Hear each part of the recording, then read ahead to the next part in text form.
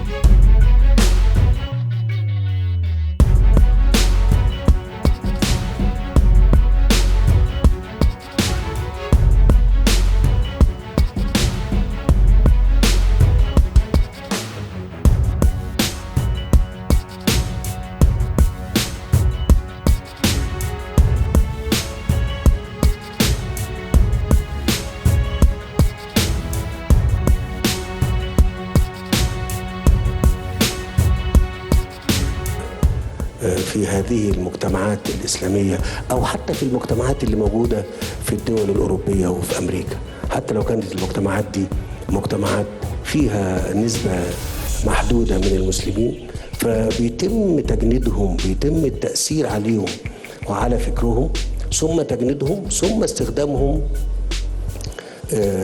للقيام بأعمال تروع المجتمع وتؤثر على الاستقرار والأمن وعلى الاقتصاد.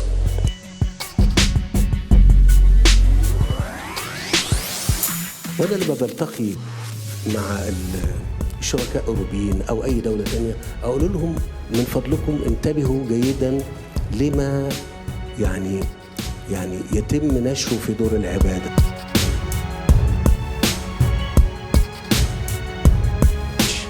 لكن جوه الجيش لا يمكن هنسمح ان يبقى فيه حد جواه كده، واللي هيبان عليه هنمشيه.